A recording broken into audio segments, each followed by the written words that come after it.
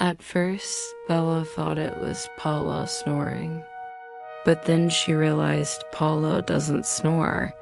It was around 3 in the morning. The hotel room was dark and quiet, with just the faint hum of the air conditioner. Then she heard it again. A wheezing sound, wet, ragged, like someone trying to breathe through a throat full of water. It was coming from right next to her. She turned to Paulo. He was asleep, lying on his side, breathing normally, calm, peaceful. She leaned in and whispered, "Powell?" He didn't answer. She waited. The sound stopped.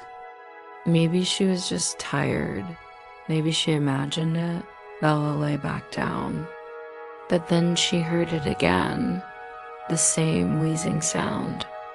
This time it was followed by a raspy voice. "Help me. I can't breathe."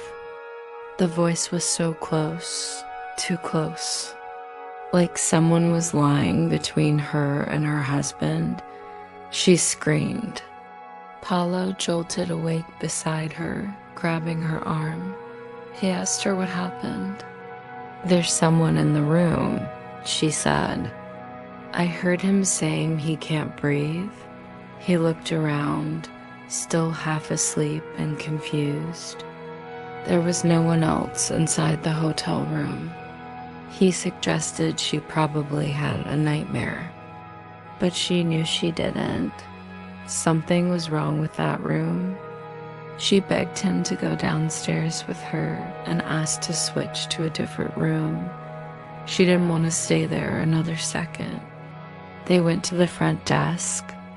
Bella had expected the receptionist to ask questions or maybe rolling her eyes. But when they told her they were in room 1509 and wanted to change, she didn't even blink.